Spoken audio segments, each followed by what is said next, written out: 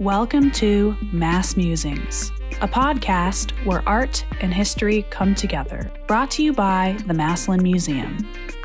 On today's episode, we interview a past Studio M artist, Carole Dinverno. Welcome to a special edition of MassMusings. We are so glad to be able to speak with our Studio M artist from 2019 and 2020, Carole Dinverno. And before we get started with today's podcast, I would love to introduce you to Massillon Museum's podcast producer and social media manager, Anna Young. Hi, Anna. Hi, Emily. Hi, Carole. Hi.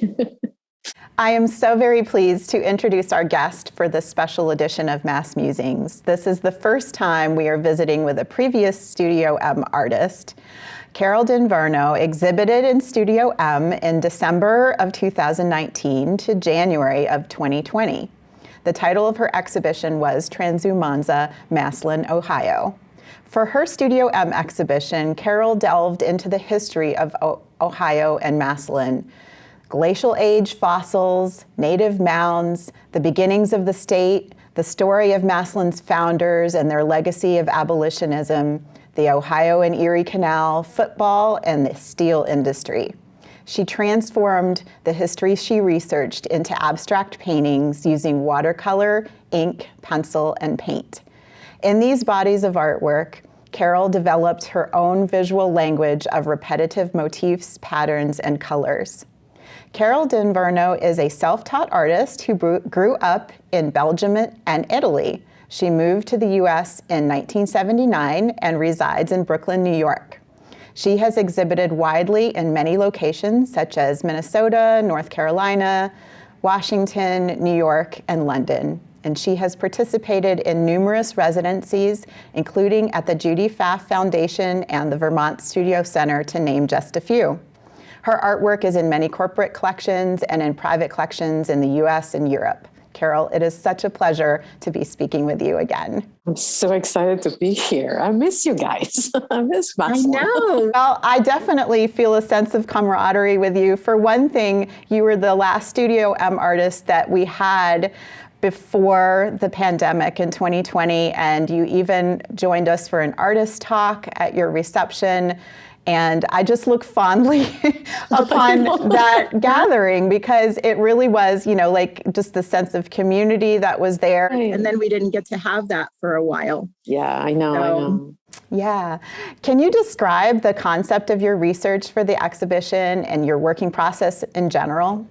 Well, when I applied for there was a call for that. And I think I was accepted, and then I had a conversation. I think we exchanged some emails and said, well, can we do it? Can we do it so that I can actually delve into the history of Massillon? And I think you just dove into this, there's so much information out there for it. There's so much to search. So I just I think, I looked at the collection online. I traveled there. So I had a sense of what the space looked like, what the colors of the sky, and, kind of a sense of what the town looked like.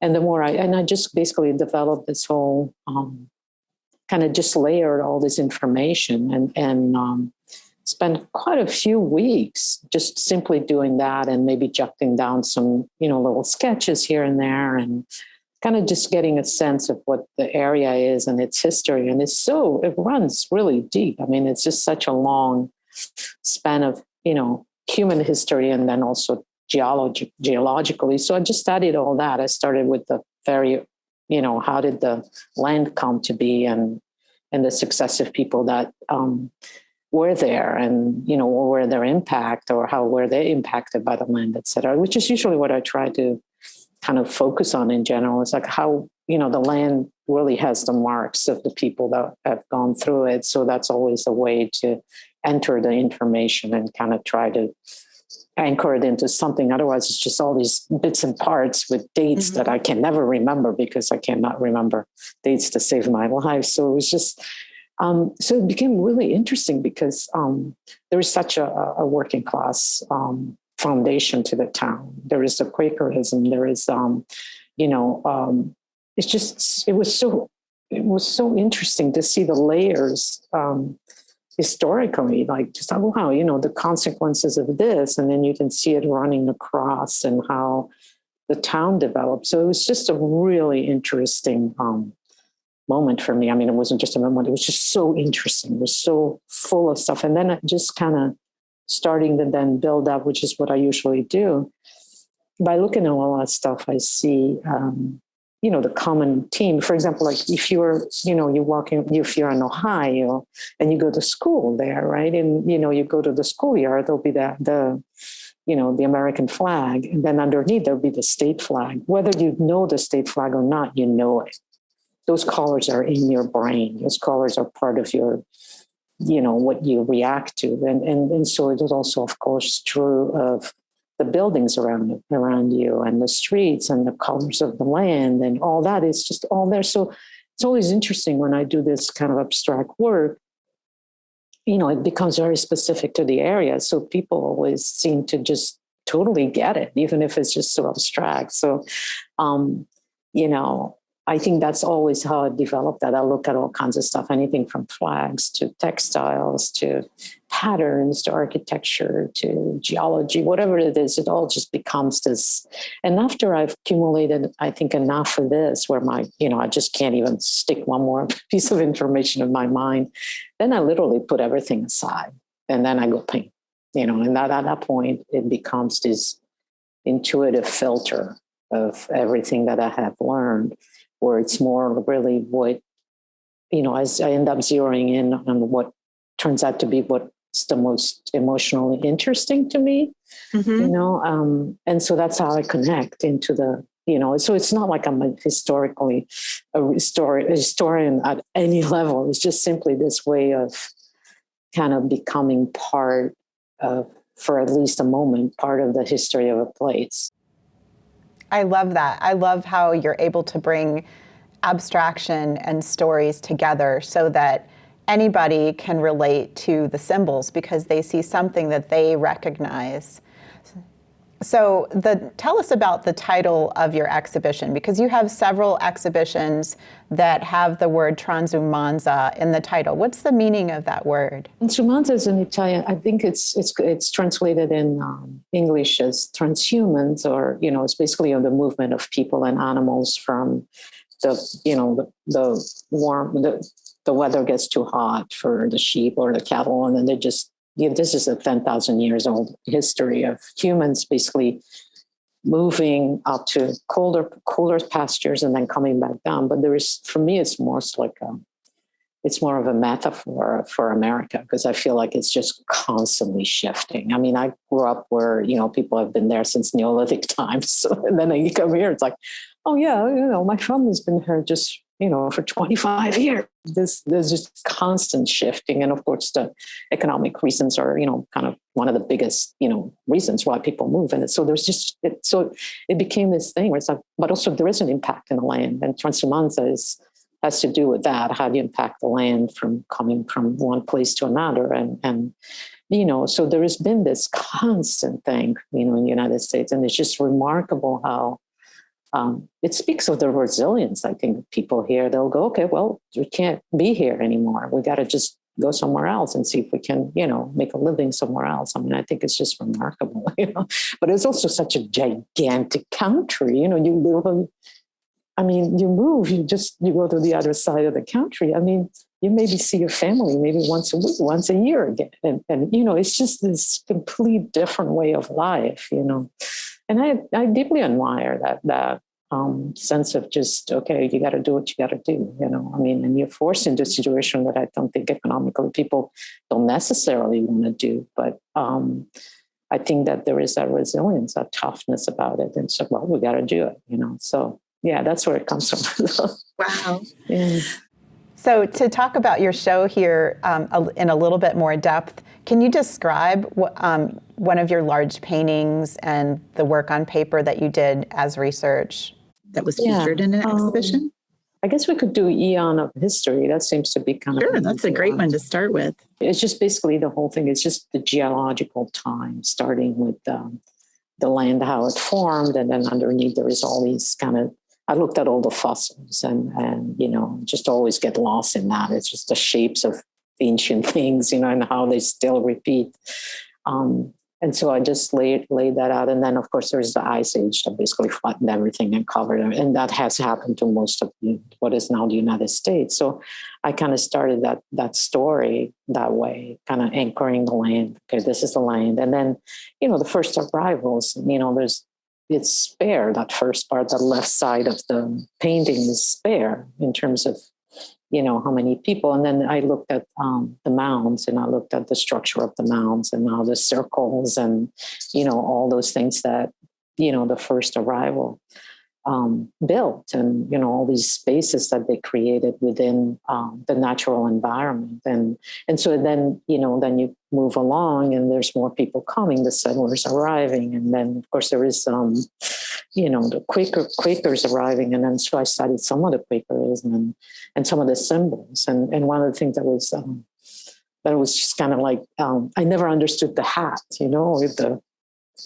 hat with the buckle and, on the top. So what is that? So I researched it and so I ended up in the painting. This is such an interesting, to me, it was interesting the way, again, the abstraction of something that triangular shape represented the spire of the church, and then the buckle represent the union of people, coming together, worshiping and in community. So it's like, oh, this is like, this is not just some decorative thing, So I ended up that being, I think the painting pretty much started with that, because I felt that was such a simple, powerful, straight shape, and so it's more central in it. And then you see more and more encroachment of people, things like, landscaping that becomes townscape and all that. So, and then it continues on with the history of it. I think there is some silver and steel colors that represent the steel industry, and into the games, and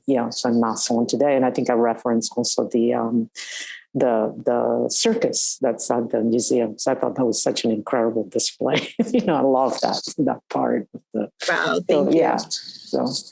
Yes, I just love how you're able to synthesize history and imagery together. So, maybe even if people have a knowledge of history that is told in stories and in words, the way that you present it is visual, so that they have those visual clues to go along with it. And you were talking about geologic layers. Your paintings themselves are so layered, where you have motifs and patterns that kind of dance across the panorama of the large paintings. And so you pick up on them maybe on the left side, and then in the middle, and then, like again, in a smaller way, and part of the composition.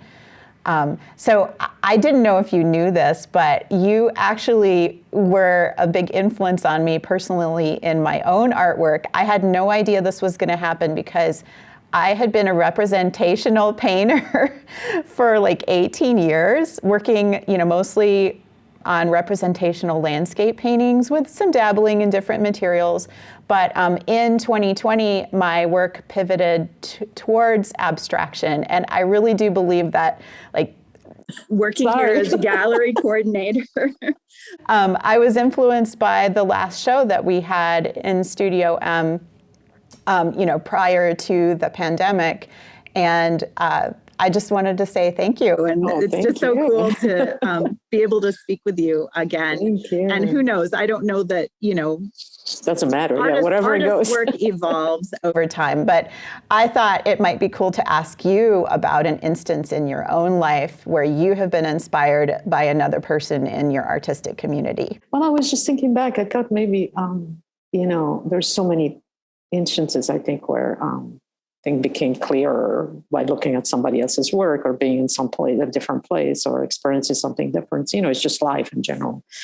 But I can just speak of like probably when I decided that I was going to try and just be an artist and just do that, and hopefully somehow work my way through the decades to be able to do it. I mean, in Italy, when I was in 5th grade, which is Italy, they have 5 elementary grades. And so it was a poor town, and we just didn't have much money. But the big excitement was that you knew that once you started fifth grade, that by the end you'd have this trip, this school trip. And so every week, the teachers, bless their hearts, would collect basically $1 from each kid, the equivalent, so that they would throughout the year, because they knew that parents couldn't come up with all that money all at once, but they thought, well, $1 a week, they can do it, right? And also it would make it so that those who couldn't at all, because there were a lot of us that couldn't at all, then, it would be covered. So all the kids could go. No child would be left behind, really. So, and it was just such an exciting thing because you would get out. Now, this is Italy, right? There's old stuff popping out anywhere. I mean, it's just like, it's crazy. It's just, okay, well, whatever, it's another old column, it's like, oh, yeah, another, it's like, you just grow up with it. It's just part of you, it's like, oh yeah, whatever, it's like, oh yeah, you look at that old ancient, something or other in your grandmother's, backyard. That's like, oh yeah, whatever, it's been there. But the thing is that they actually, insisted we had to take tests and all the things that we were going to see, right? We had to learn all the stuff. We had to learn, we were going to go see Gothic temples. Greek temples. We had to know the different styles, all this. So we were really prepared. You had to pass, you had to take tests. So, and I remember we just all got, I think there were like probably 3 buses of us, as little kids, very excited, and with the parents chaperoning and all that. And so we went to one of the places we went to Rome, and then we went to Paestum, first to Pompeii, and Pompeii was great. But again, it was okay, well, it's another old street. They're old streets. Okay, yeah, cobblestone street. Okay, good. It's like, oh, this is great, but and they weren't taking us in the in the real, like the reason why Pompeii was built, which was just let's have fun, the Roman style, right? And so then we went to Paestum, and Paestum at that time, and it's still now, it's one of the most magical places I think you can go to, and there's very few people going still. It's further south, and it's incredibly well preserved because the area until about 50, 60 years ago, there was malaria everywhere. So nobody went there. It was just, this lost on the coastline. So it stayed very protected. So, and I remember when we drove up, and the first thing that you see is this cyclopic walls, these gigantic stones, one on top of the other, with nothing growing through it. It was so exceptionally well built, right? Nothing. This is like, nobody knows who made those walls. Nobody has any idea. They can't even, who knows? But they encircled the front of it. So then there was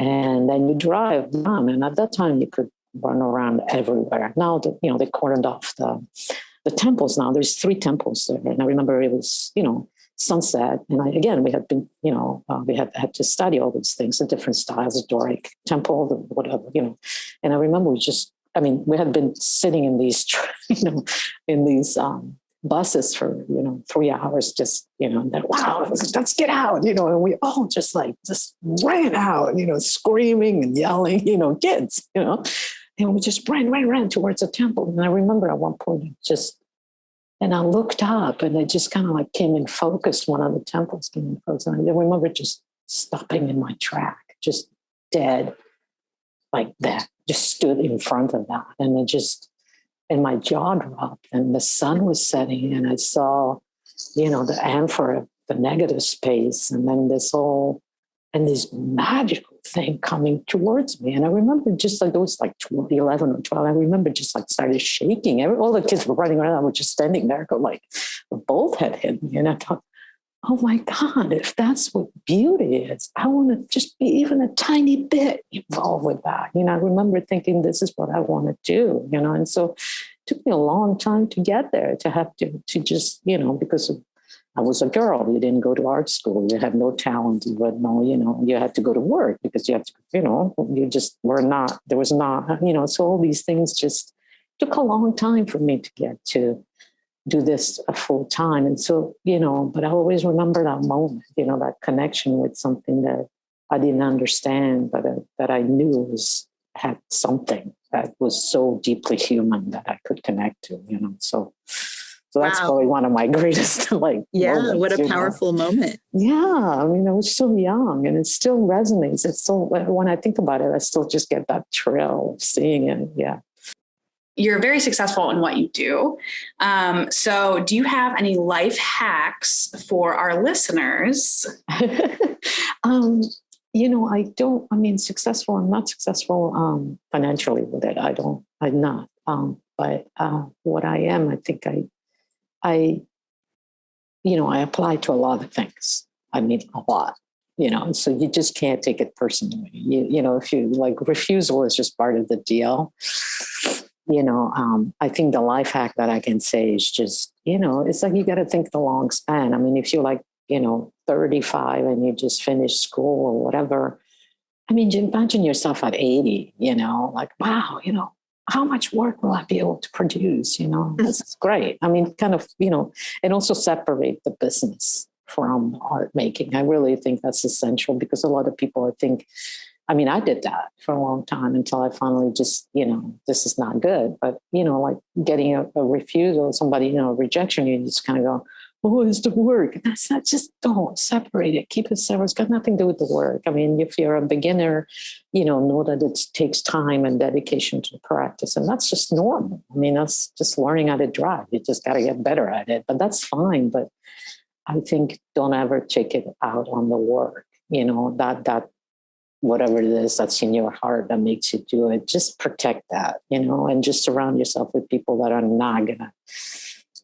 just be smart who's around you. And those, especially when you're trying to become an artist, and when you're trying to figure out what you're about, just protect that thing, close to your heart. I really think that's the main, because you're just going to get bashed. It's not this society here, I think, in particular in America, artists were just really, not that important. It's not, I grew up more where, while artists, although they were mostly male, they were revered, but this is not really what happens here. So I think learn to protect yourself and, of course, take criticism. That's just normal, but understand the difference, see where people are standing when they give that, so yeah. Does that make sense? Yeah. I like the long-term perspective, because I'm a middle-aged woman now. So right. That's encouraging to me, because, there are so many careers that, the young rising stars, then you think, okay, and you're going to be middle-aged, maybe you should retire. Well, art is not like that. Art is long. It's as long as your life is. Exactly. And hopefully you just learn every day something, that's just the goal, Everything else is it's business noise, it's like, it's there because, I think that, not to say that you don't want to, for me, it's communication. So I'm just so, I'm thrilled when I'm, like when I did, the show at Massillon, I was just so happy to be able to give an opportunity, So we do need opportunity to be able to communicate, and I think that's where it becomes difficult sometimes, because, you apply to all the things, you get rejected because you don't fit that moment or whatever it's required, at that time. And so you can get, very frustrated, of course, but I think, it's the daily practice of making art. That's just what digs you out. At least for me, that digs me out. If I can just sit there and do a little drawing, if I can just every day do that, I'm just so grateful, I'm just lucky at this point. So, well, we loved having the opportunity to have you in person here to speak about your artwork. It's December 2019. And I thought of you often during those first few months of the pandemic, since you were based in Brooklyn and New York, and that region was hit so hard. What has it been like in your studio creating in these last 2 years? Well, it's been really, you're supposed to be recording something about it, but I think it's just so difficult, still to even unwrap what has happened, because there is the losses that we all have had, and there is, the whole political landscape that is so torn apart right now in United States. There's all these layers of stuff that I think we're still in the middle of it. So it's very hard to express anything more encompassing that would just say, okay, this is like, eons of history where it represents, this is something that happened, but we're still in there. So I'm not sure to represent that. All I've been doing really is just those moments, okay, today, gosh, on that time when they shut down the subways, we couldn't go anywhere really, and we used to just, one of the things that I love to do is jump on the subway and go to Coney Island and walk on the boardwalk along the water. And we couldn't do that. It would take, we did it a couple of times. I did a few times where we literally walked 3.5 hours, the round, just to get there and back, which was great. But, it's like, and then just making a painting that has to do with like, wow, I wish I could be on the boardwalk. I just kind of, okay, what is the simplest possible way of expressing what we're going through, I think that history later on will be said. I think that's going to happen later. I think what we can do now is these moments that how do they affect us and how, or others that we know.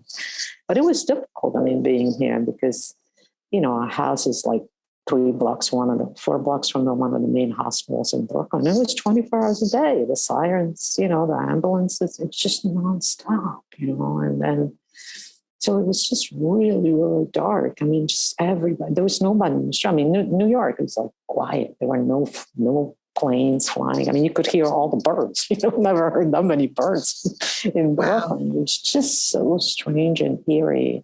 There's always a hum in the city. There was none. Everything was just, shut down. So, but then at 7:00 at night, people would come out and bang on pots and sing, and just because to just give a like a measure of just kind of saying thank you to the people that were literally giving their lives to help others. So there was those little moments. So yeah.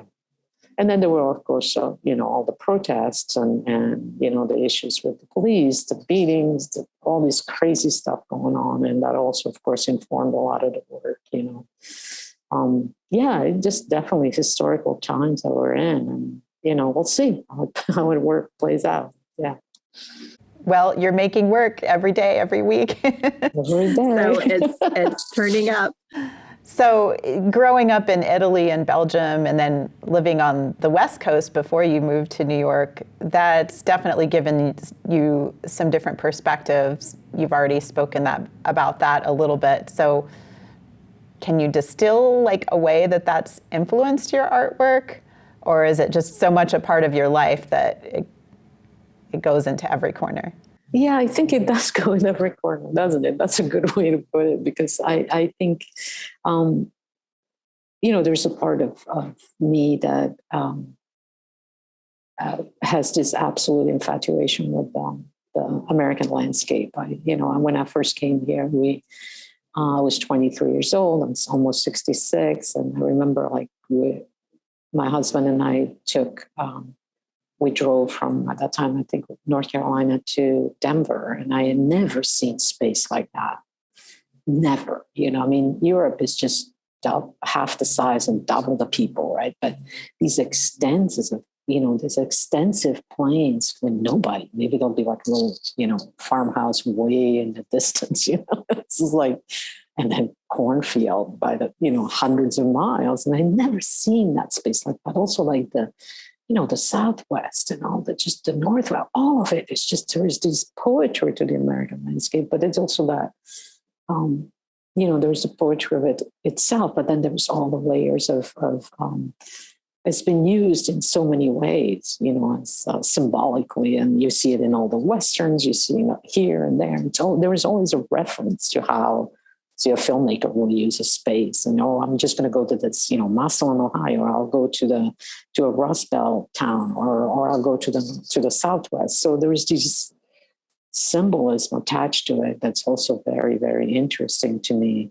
But I just love the American landscape. I think it's just so extraordinary, and it's so vast. You don't get that sense in Europe. You travel 5 days. I mean, literally from in Belgium, 5 days, I'm like almost middle of Africa if I travel down. I mean, it's gigantic, So there is that. And I think also probably seeing like the East Coast is much more, in some ways, established in its ways because it's been here longer in terms of like the white European culture, Western culture.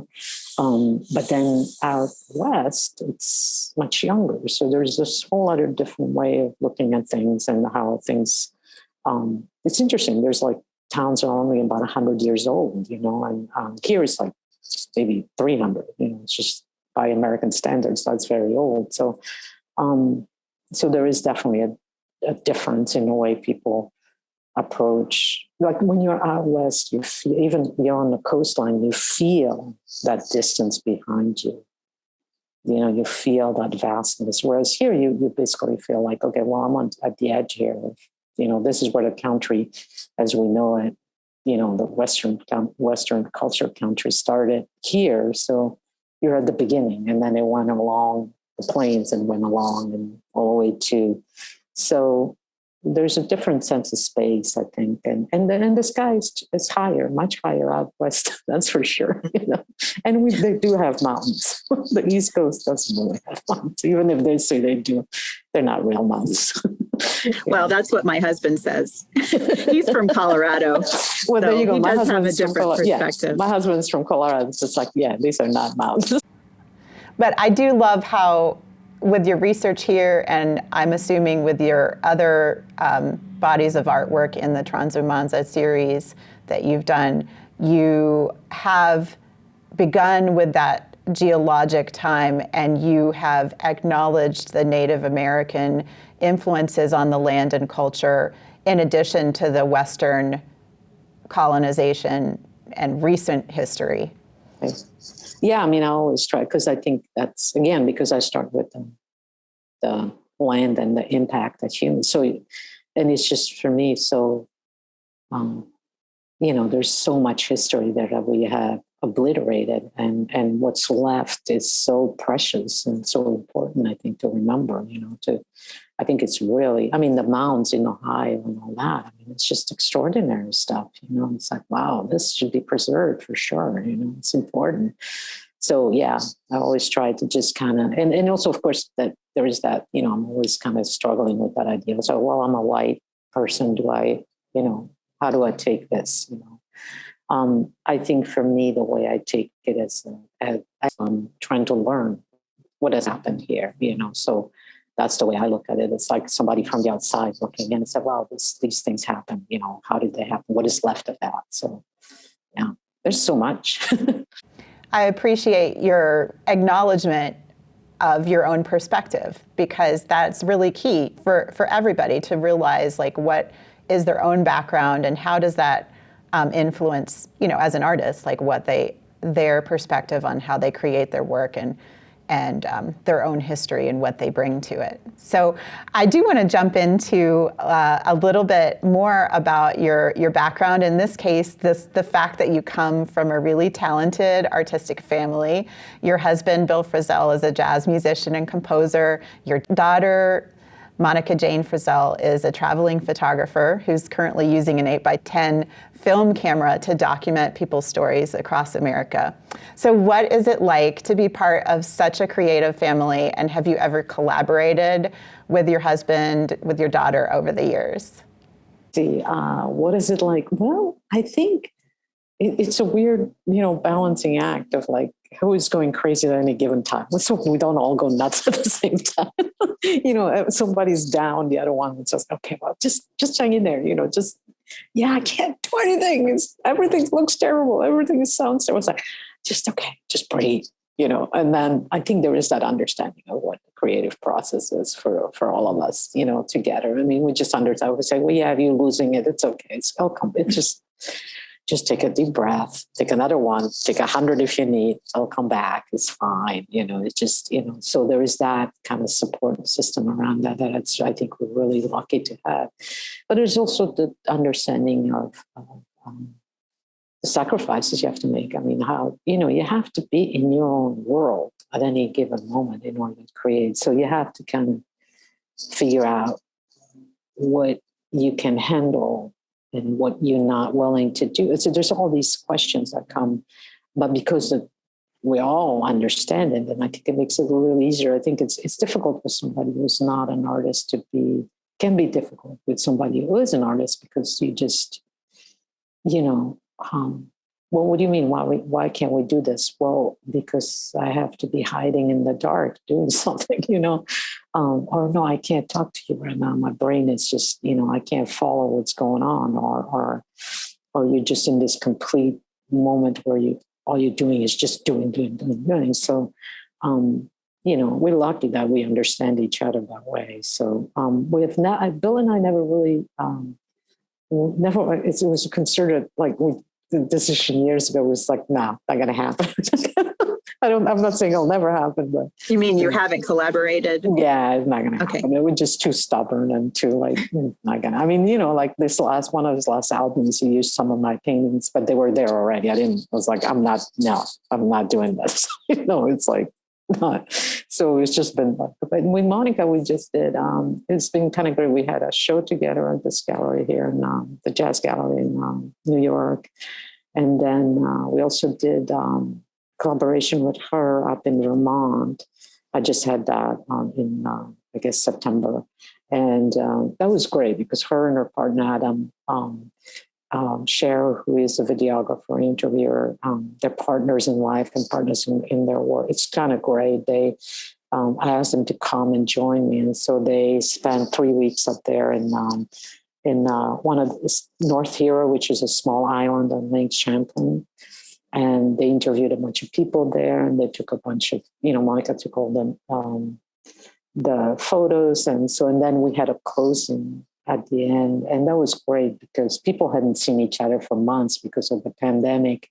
And so a lot of people showed up, and it was just such a community moment. It was just so great. I mean, people were so happy to see each other and, see the portraits and listen to the interviews. And, so it was really great.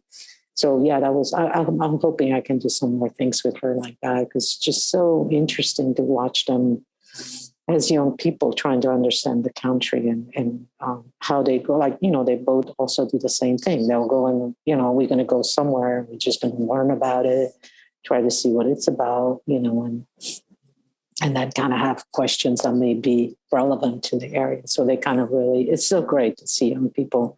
And they have the same kind of being here. And so, yeah, I think we can do more. I definitely see some similarities in her approach to documentary photography, in the sense that you're both you and her are engaging with these communities in different geographic areas. And you have a very distinct artistic voice from her, but there is a similarity in your approach for sure. And I think that's just so dynamic. It's so great. So I just have one more question about your show from Studio M, and then I'm going to have Anna ask you some questions about more recent work. But just to touch again on the exhibit that we had in 2019, 2020, there was a moment that I recall you describing at your artist talk where it was a breakthrough moment in your work when you were painting Touchdown Town, which is a large artwork about the historic football rivalry between the McKinley Bulldogs and the Massillon Tiger football team. And just your process as you were doing research and struggling with that painting and the breakthrough that you had. Can you tell us about that? Yeah, I mean, let's see. So I don't know anything about football. I mean, I grew up with soccer, so I can understand soccer. But football, it just was like, but I also knew, that this was such an important part of the identity of Massillon. I had to figure out some way to do, I have to pay, honor that. That's a big history part of the town. And it is still now. It wasn't just, and then, discovering that Ohio was, the birthplace of professional football and all these things. So I got into that. But still, even with all the pieces, that painting I had worked on it for I believe 2 or 3 weeks nonstop. And it just was not talking and nothing was happening. I just kept hitting my head into it.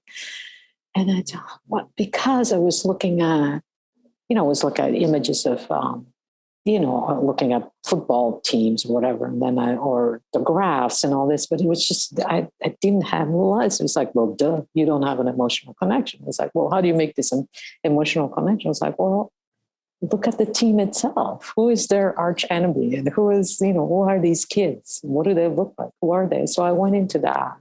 And that's when that connection, emotional connection came in. And it was like, it's not about understanding football for me. It was understanding that there's this community around it. It's just really, plugged into these kids doing the best they can, just achieving this, And so then I looked at the team's colors, and of course I ended up with white, orange, red, and black. And I'm like, oh, this is great. This is going to be easy. It's like, oh boy. But there was this idea of just tumbling across, and then I remembered I saw a photo of the stadium in Massillon. At one point, the poles were painted bright blue, cobalt blue. So that became the framework for me into the painting, where I could just, okay, this is where it's happening. And so then I, it became these tumbling figures. And of course I referenced the steel industry. So there was like all these steel pieces in there, and because to me, they've always looked like these machines almost, because they have so much padding and stuff and all these things sticking out. I mean, you don't know who's under there, maybe we don't see their waistline and they're just tiny little waist compared to this gigantic, padding everywhere. And so that became almost this mechanical, / human figures just tumbling across the canvas. And I thought, okay, this is going to work. And then it dissolved itself really quite fast. But, I had to really figure out how to emotionally connect to it. So, but yeah, it was kind of great by the end. I was like, wow, this is, I'm happy I was able to pull it off, because I really wanted to have one that was just about that in the show, So, yes. Yeah. So that's well, thank you for sharing that story with us. So I'm going to turn it over to Anna to ask you a few more questions. Okay. Thank you. Yeah. So I'd like to talk about the paintings that you created in 2020 and 2021. Mm-hmm. I see that you have some inspiration that was brought on by the nation's unrest, which you touched on a little bit earlier. Can you talk a little bit more about the imagery used in those paintings, as well as the titles that you ended up choosing for them? I mean, I went to some of the marches and all the signs, all the words that were being used, all this stuff. So I started all those paintings basically by scrawling these words. I mean, where it be, racism or BLM or, KKK, all these stuff that was just flying around. And, so that's what all those paintings come from, that basically scrawling these words and then cutting across each other, and the lines of the words just kind of creating the framework. And that's how I developed them, because I felt like I couldn't, again, because it's abstract, I felt like I wanted to give it some kind of voice that was like, but how to do it, I kind of thought, well, I can use words underneath. And so those words became the anchor for each one of them. So that's how I got around it. Instead of using like, a figure and representation, do that way. I just didn't feel like I wanted to do that. I wanted to see if I could break it, go into a different tangent with that and see. And so the words really were essential. And so some of the words are used into the name of the paintings then. So, yeah. They're really striking and beautiful work. So for all the listeners out there, if you have not had a chance to check out some of the new work that Carole's been creating, definitely check out her website, because even the amount of work that you create is just, it's very inspirational as well. And it's awesome. Thanks. And then you have another painting, Build Them and They'll Come, Ode to Asbury Park Great Hall. And I'm interested and why you chose this venue. I mean, personally looking at images of it online, it's a beautiful building. The architecture is awesome. Yeah, it is. That was kind of the... And then did you get to see any performances at this venue before everything went down?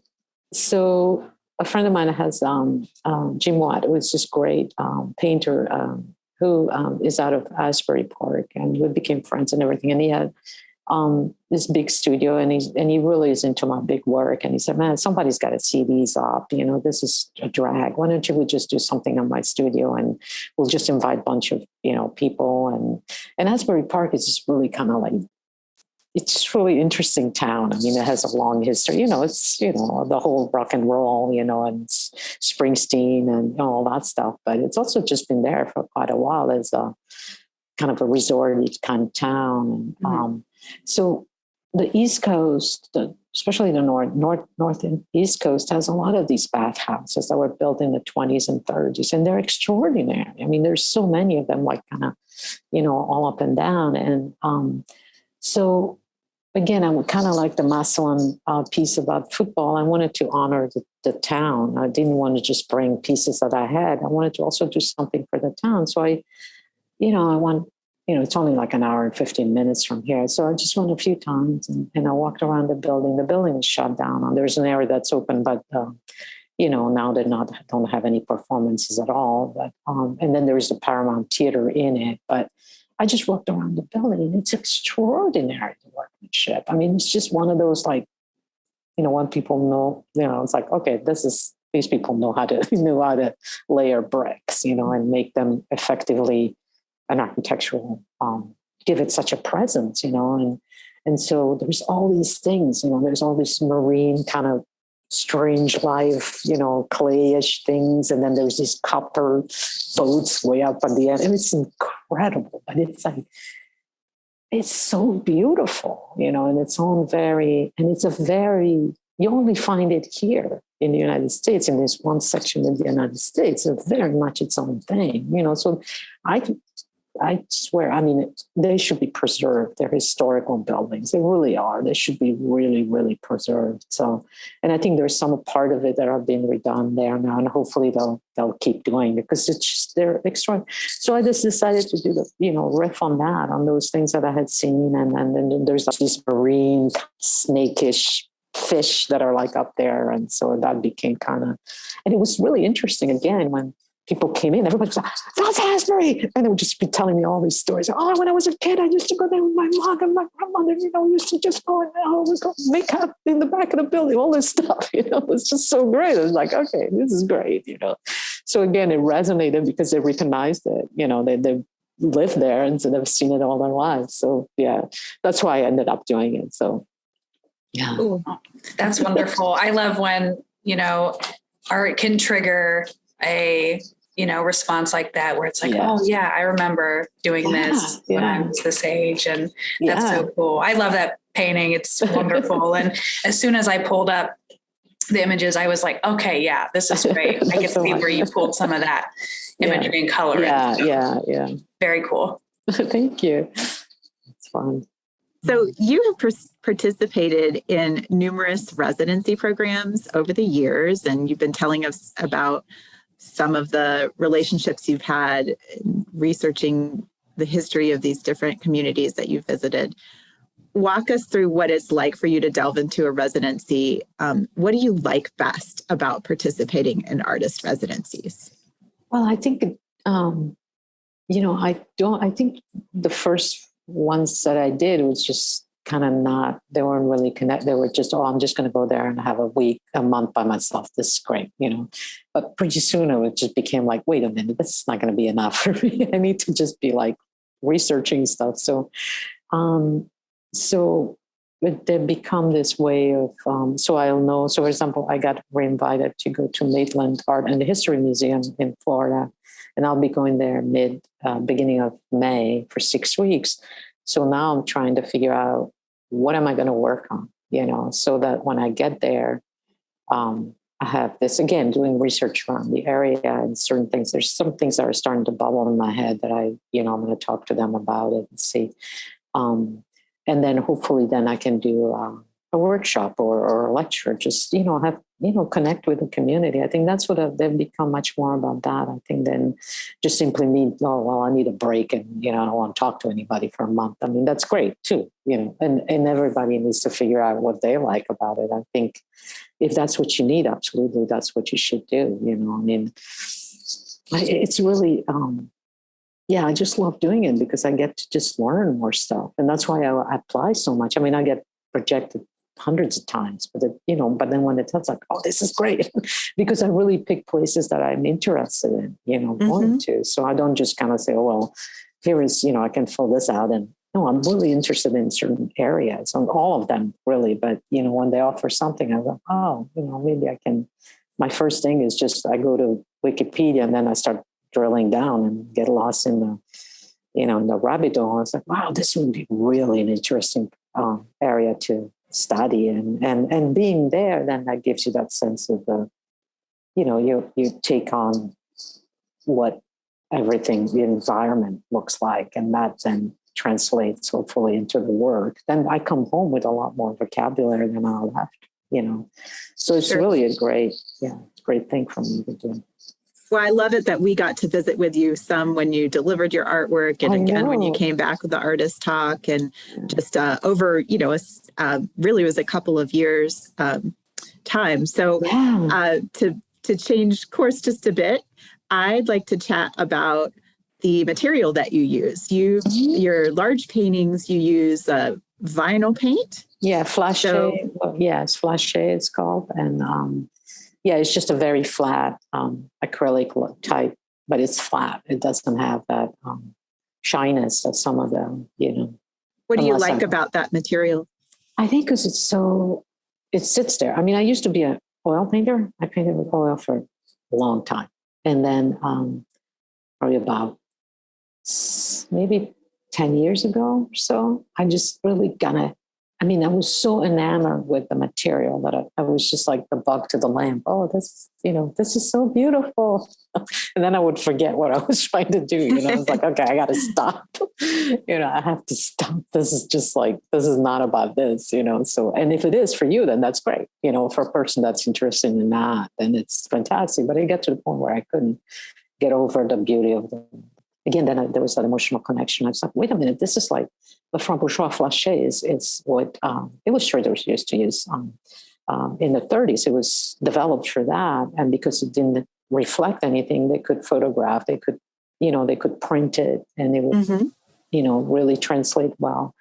But also I grew up in Europe. I mean, comic strip, that's like an art form there. I mean, literally, you get the Légion d'honneur for being, for doing comics. And so it's just, and I remember like when I was a little kid, Tintin, I remember those, there'll be full size plate, and there'll be and that's the colors that's what he used. He used flashes. So there was that connection that I had forgotten about. It's like, oh yeah, this is why I like this flatness of it, so that's how I went for it. And it's like, okay, that's it. That's what I'm going to use. I mean, I add some pigments if, I add other things, but it's mostly it's flashe that I use. So if I use something cheaper underneath, then I'll finish with flashe, because it has this really kind of great, it sits where you leave it. It's not going to go anywhere.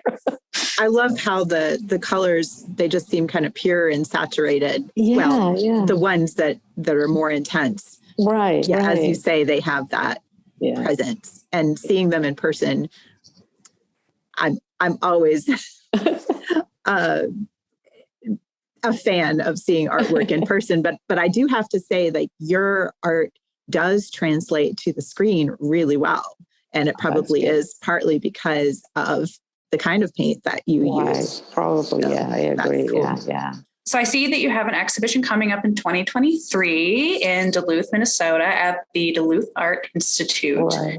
Can you tell us the concept you'll be focusing on for that exhibition?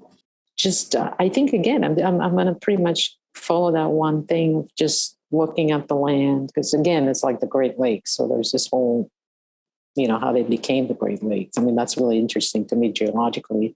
And then there's such a, the whole, again, they just follow pretty much the same layout that I did with Massillon. And because it really feels kind of like, Vermont, I did the same thing, just kind of going through that whole history and then see where it's going to connect to the different, because I think I'm realizing the more I do it, the more I see the commonalities of, how the country became what it is. And so it's really interesting to see how some of the imagery is starting to converge from different regions, so it's like kind of, I'm at that point where it's like, wow, it would be kind of cool to have one day where I can unroll all these beasts and put them up and just see what wow, wait, this is connected to that, It would be kind of cool to be able to do something like that, but so I think I'm pretty much going to be focusing the same way. And then, but I had started because the show was supposed to be happening in 2020. So I had started a lot of research already. I have a big box of stuff and,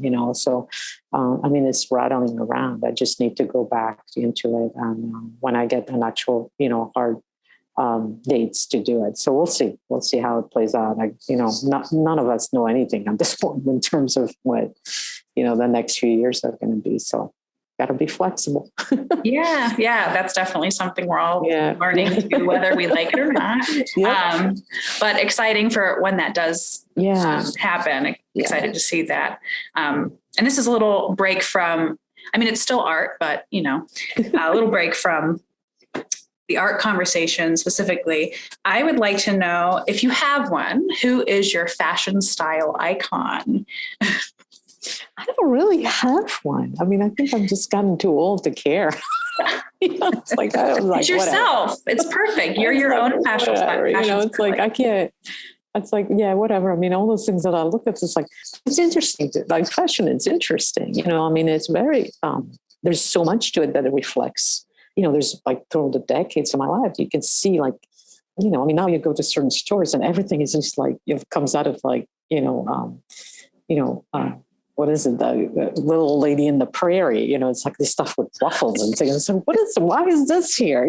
There's just strange things, it's like, why would you want to wear this? But it's a thing, you got the little ruffles and then the more ruffles. It's like, this guy. And then before that, there'll be powerhouse woman with just double-breasted suit or whatever. It's just an interesting thing. It's always, I think it reflects more, because it has changed so much. It's such a business driven, it's so interesting to see how it changes so fast and it just creates these, so-called, but it does reflect, the zeitgeist, I think, a lot. And it's interesting. I always look at it. It's like, oh yeah, this is interesting. There's colors, or non-colors or then you'll have everything is beige.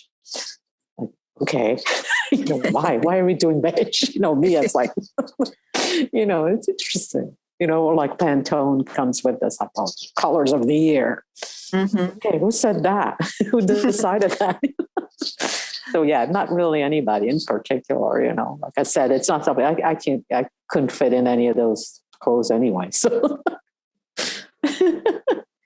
Well, you always look fabulous anytime that I have seen you in person and on the screen. And, you have this fabulous jumpsuit that you were posing in front of a painting on your Instagram once. And I was like, oh, yes, so cool. My jumpsuit. Yeah, I love those. I'm just sold on those. Yep, one and done. It's, Exactly. It's just put that comfort, thing on.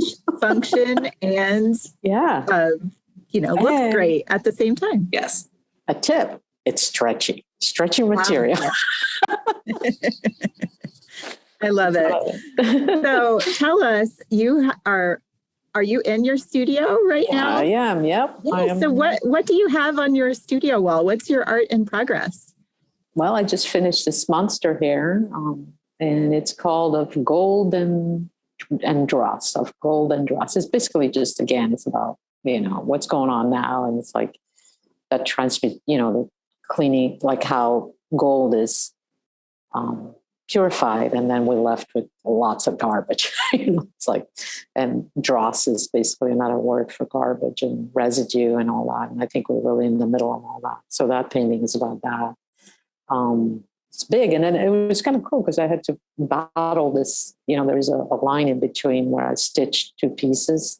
And it's right in the middle. And so it was kind of interesting challenge. I mean, I thought, oh yeah, I'm going to try and battle this, see what happens. Kind of like acknowledge that the line is there instead of like, oh, it's not there. I just kind of I didn't want to do a diptych. I wanted to do one piece, but still acknowledge that fracture in the middle. So that was kind of a good challenge, But again, I make it, one thing that I want to point out in general, I don't know where they're going to go. I have an idea and, even when I'm looking at something specifically, a history of a place and stuff, I just don't know how it's going to play out visually. I have no idea. I have this, this is the information, but then the painting has to take over. If it doesn't, then I'll end up just hitting my head against the wall repeatedly and nothing comes out. I have to just let it be.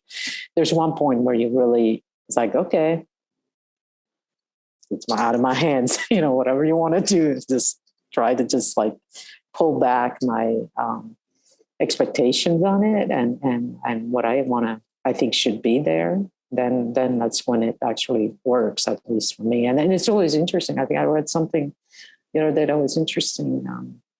A painter was talking about how they said something about how they might end up with a painting that they don't really like, but that's what it wants to be. And learning to accept that, then that's kind of a place to be for me that I find really, this painting is trashed. It's not it's really just really agitated but it's where it wants to be, So I try to just not judge it that way. If it really wants to do that, and there's, it took over, and I'm fine with that. So, and those are the ones that I really learned the most about it. And I think what I learned a lot is just to let go.